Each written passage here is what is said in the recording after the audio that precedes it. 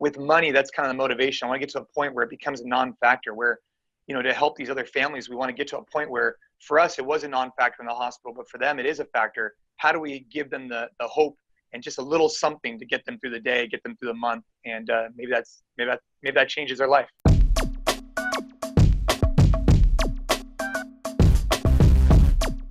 I'm Matt Theriault of the Epic Real Estate Investing Show, and welcome to another episode of Thought Leader Thursday. Alrighty, so on today's episode of Thought Leader Thursday, I'm joined by a devoted father, 2008 CrossFit Games champion, and recipient of the Spirit of the Games Award at the 2009 CrossFit Games, and is the founder of NC Fit.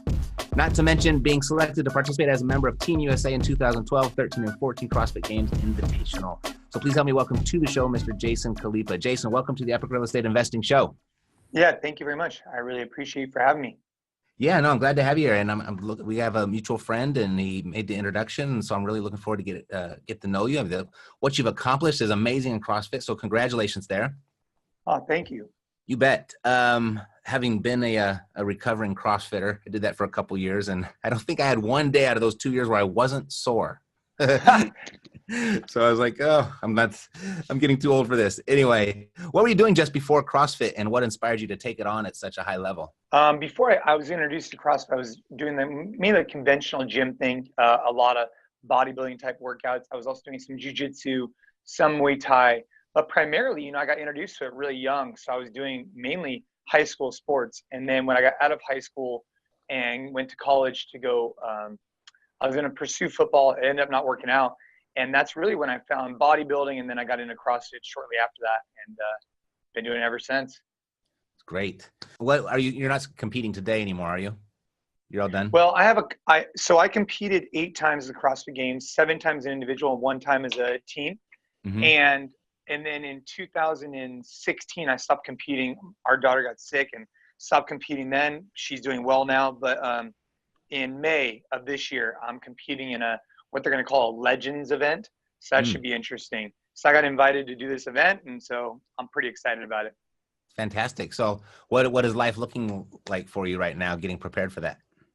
Obviously from I have our business, my family, and the fitness. So, for me, we have locations all over. So trying to make sure we're growing the right way with our company, trying to be as good of a husband and father I could be. And then obviously I'm trying to get in the training protocol. At least, I add in jiu-jitsu about 3 days a week, but I try and get in at least, 30 minutes of fasted cardio in the morning, some type of mainly CrossFit high intensity training midday.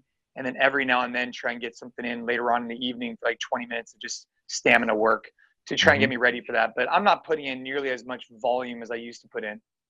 Got it. You just said something, and I was now going to ask you a self-serving question. So is there's something to the fasted cardio in the morning? Yeah, it's just something I like to do. For me, I think your body's just kind of like you're your own laboratory and just test out different things. Try doing cardio while fasting, try it after eating, and see how you feel. For me, I like doing that kind of stuff without much in my stomach. Also been playing around, obviously, with different diets, different coffees, different this, different that, just to see what works and what I like and what I don't like. Is that the answer? Because there's so much. Someone will say eat 6 small meals a day. The other person will say the intermittent fasting. So is it just a testing thing to see what works best for you? Yeah, I've been doing this long enough to realize that everybody has their opinions, and it's important that if you're going to have your opinions, you need to find what works for you, and everything's going to be a little bit different for your lifestyle and for what you have going on. Because you have intermittent fasting, then you have eat 6 small meals a day, then you have looking at how many hours you actually eat versus not eat. So intermittent fasting, you could be not eating for 24 hours, whereas just consolidating the amount of time you can give yourself, let's just say an 8-hour window to eat. Or you can start talking about keto, which is high fat, moderate protein, low carb, or you can talk about paleo. There's so many different options out there. Most people, they wake up and they kind of feel like crap, and they go throughout the day and sometimes they feel like crap. And a lot of that has to do with your nutrition and what you're filling your body with. And if you play with that, you never know what you can do. Got it. All right. We'll get back on track here, but I'm going to keep all that in mind, because I've always just wondered, which one do you follow? Because you said everyone's got their own opinion, but it seems like everyone has a study to back up their opinion. And I'm just like, well, all these studies seem to contradict each other. Well, I'll tell you what I like right now. What I think is pretty powerful right now. If I'm as an entrepreneur, I think mental clarity is super important. And I think that a lower carb diet generally leads to better mental clarity, meaning you're not going to have these spikes up and down of these highs and lows. You're not going to have this brain fog. You're just going to feel more consistent. Now, there's various ways to do that, but that's just something I've found success with, is a lower carb diet. And then also when you start looking at your body, if you're feeling like crap and your stomach is constantly in pain, you might need to look at gluten. You might need to look at dairy and start taking that out and just listen to your body. Right. Cool. Thank you. The NC Fit, did I say that correctly? Yeah. Okay. What is it? What does your business do? So we used to be called NorCal CrossFit, which is where the NC came from.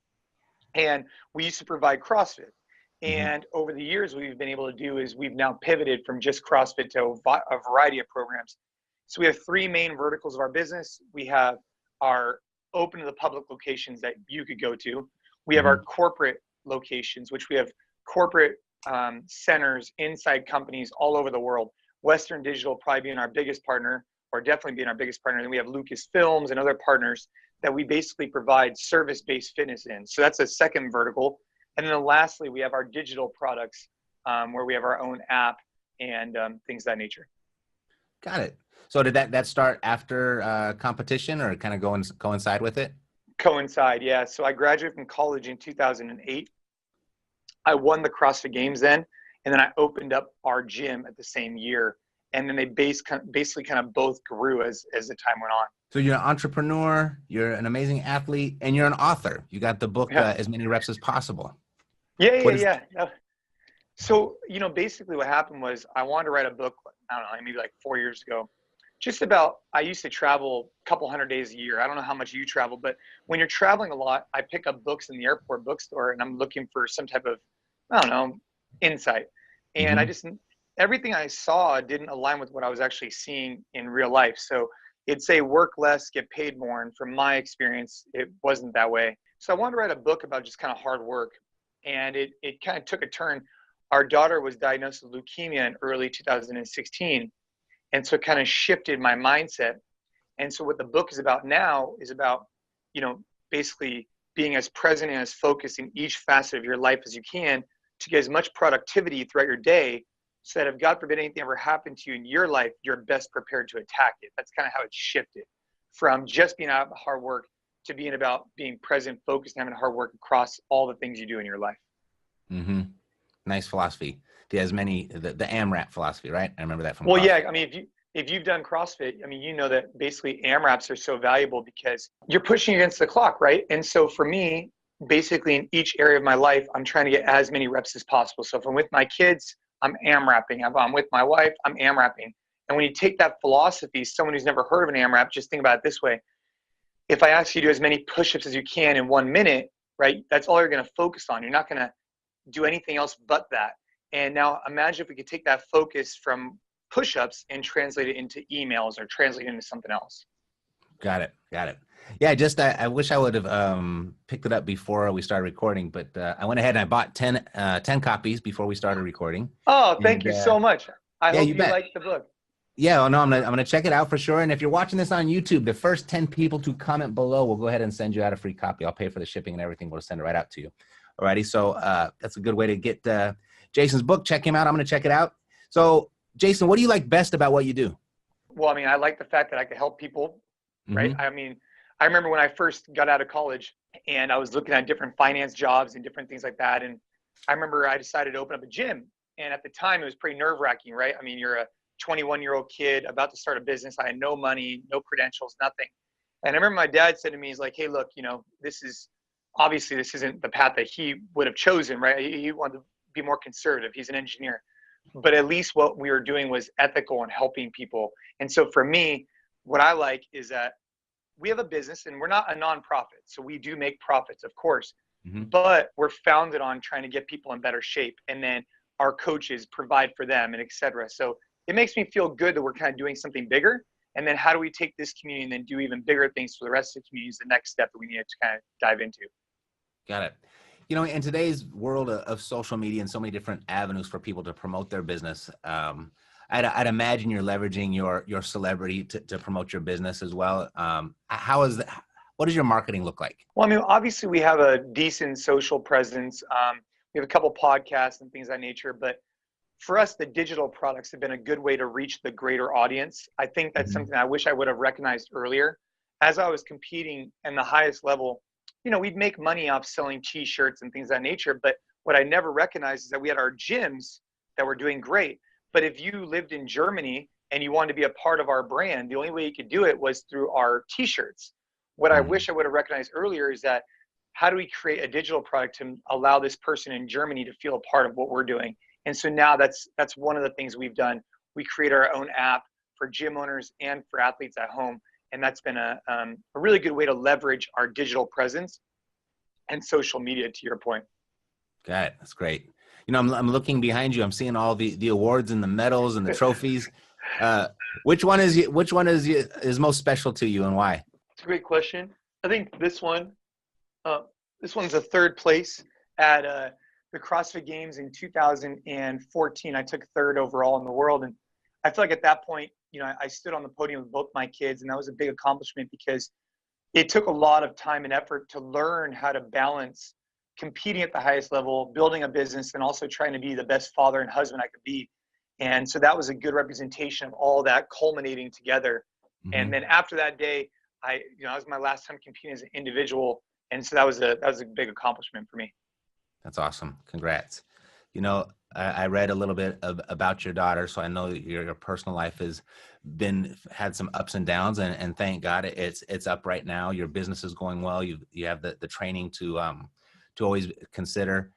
So there's an amazing amount of things there to balance in life, and I know a lot of entrepreneurs look for any advice they can to get that work-life balance. Is that something you strive for? Is that something you've attained?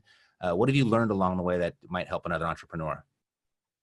Yeah, I think it goes back to the AMRAP mentality. I think for a while, you'd find me on conference calls with Asia on a headset like this and riding a bike, trying to get in my cardio. And I'd be the guy who'd, be on mute the whole time. And then all of a sudden they'd ask me a question. I'd unmute it, be like, yes, I think that's a good idea. Mute, back again, because I was out of breath, right? And what I didn't realize at the time was I was actually cheating myself on both ends, meaning because I wasn't getting the most out of my cardio, that's for damn sure. And I also wasn't getting the most out of that call. I would always finish the call and ask myself, could I have done a better job then, right? Could I have done a better job?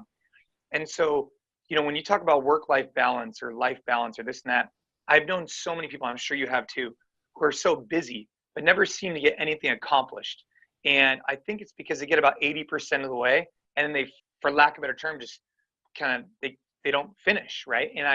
So something I've incorporated is this idea that I wake up every morning, I say to myself, okay, what are my priorities? What am I trying to get accomplished? How do I segment out my day, AMRAP each focus, and then kind of at the end of the day, reevaluate, how did I do today to AMRAP that? Look at a big picture, look at a small picture, but basically when I'm at work, be at work, when I'm at home, be at home, and when I'm training, train. And that's been a great way to kind of get more work done in less time. Jason, with being so immersed in your sport and in your business, what do you wish you could talk about more that you don't get the opportunity to? Well, I'm a big sucker for some great coffee. I'm a big, I wish I could start a business that's a coffee bar and a gym put together. But obviously I talk mainly about the fitness business and because that's what I'm really passionate about. That's what I live in and day out. And obviously I'm very passionate about our philanthropic efforts, pediatric cancer. I think that, my wife and I fundraise heavily for that. And we put on a lot of events for that. And so that's something else I'm strongly pursuing right now. That's something that you're actively involved in right now? Yeah, my wife and I, we host events and we do a lot of blood drives. And that's something, when our daughter was diagnosed, we recognized that we were so fortunate to be in the position we were in. And so now we kind of want to pay it forward and help other families because a lot of them don't have the resources that, guys like you and I might have. And, money, it's a weird thing the way money works. Like money, I just want money, just like my fitness, I want to be a non-factor, meaning with my fitness, like if someone's listening to this and they've never really been motivated to work out, like I get it. If you don't care about a six-pack abs, like I get it. If you don't care about the health benefits, I get it. Like by now, if you're 40s and you don't care, you're probably never going to care, right? But maybe what you do care is that, one day when your kids get older, you just don't want fitness to ever play a role where you can't do something if they want to do it. And with money, that's kind of the motivation. I want to get to a point where it becomes a non-factor, where, you know, to help these other families, we want to get to a point where for us, it was a non-factor in the hospital, but for them, it is a factor. How do we give them the hope and just a little something to get them through the day, get them through the month? And maybe that changes their life. You never know. Right. You know, if my audience wanted to support you, what would be the best way for them to do that? My wife hosts an annual event called Ava's Kitchen, and it's with Chef Michael Mina, and we do it every February. It actually just passed. It was an incredible event. I'd wait again for that. Also, if you purchase the book, a lot of the proceeds from that benefit pediatric cancer. And so that's a great way to get involved. And then lastly, you know, look, if you don't have any money to share, and that's fine, no big deal, just go ahead and go donate some blood. You never know what kind of impact that could have. That's awesome. We will do that. All right. I've got a good audience, and then I got big hearts. Cool. So Jason, what commonly held truth do you disagree with? What commonly held truth do I disagree with? Just the hacking mentality. Probably I disagree with.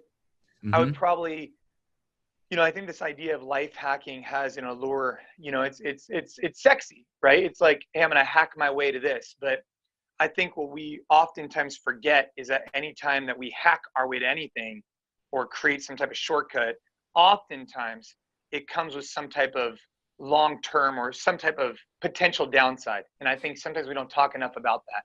I'll give you an example. Let's just say you're a guy at a company and you're a, you know, middle-level manager, and you get brought up to a CFO position or whatever. At first, you're saying to yourself, man, I got the salary, I got this, I got that. But all of a sudden, you then shift your lifestyle towards that because you've been given this. But maybe you didn't have the earned confidence, right? Maybe you didn't have the background to actually deserve that position. And eventually, it's going to catch up to you. And when you get let go, you don't have the foundation to be structured on to then go do it again and again and again. And I think that's something that people need to realize, is that with any hack, there generally is some type of potential downside. That's all. I like it. I really like that question. I always get a really interesting answer from people, and that was one of the better ones. I really liked it. I think the shortcuts is, especially in this fast-paced, you know, immediate gratification society we live in, a lot of people are doing themselves a disservice by looking for those hacks.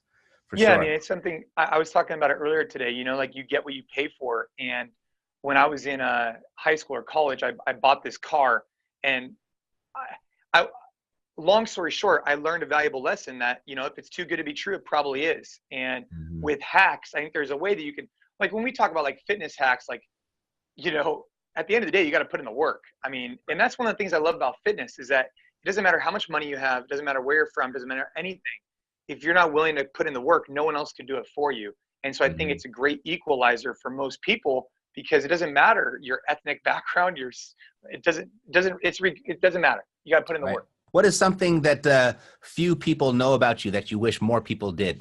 I mean, a lot of people know. I mean, those who have been, you know, following our story for a long time have a lot of information about me. But, you know, I would just say that I'm not just a CrossFit Games athlete. I think I get pinned a lot as an athlete because of my accolades and that. But I think what I'm really passionate about is improving people's lives and building these businesses that could do that. And the entrepreneur side of me is something I'm really passionate about, that often people don't see that as much of a side because it's not as like sexy as saying, oh, I was on ESPN doing CrossFit stuff, whatever. If there were 3 guiding principles for your success, what would they be? You know, I mean, I think it's important to identify what you're passionate about, but also at the same time, you can't be all foo-foo about it. Like, just because you're passionate about something doesn't mean you should actually pursue it. I think you have to have the earned confidence in the background to be able to go ahead and get yourself into it. So like, take for example, me, I was really passionate about fitness, but I knew that if I wanted to start a business, I need to educate myself on that. And just because you're passionate about it doesn't mean you should open a business. But for me, I then seeked out mentors, seeked out experts to allow me to feel more comfortable and confident to do that. So I'd say, you know, obviously following my passion, knowing what I know and knowing what I don't know, right, are 2 really important things. And then obviously incorporating this AMRAP mentality, I think, has been really important for me. I think it's allowed me to have some levels of success, not only in business and in CrossFit, but also trying to be a good husband to my high school sweetheart and trying to be the best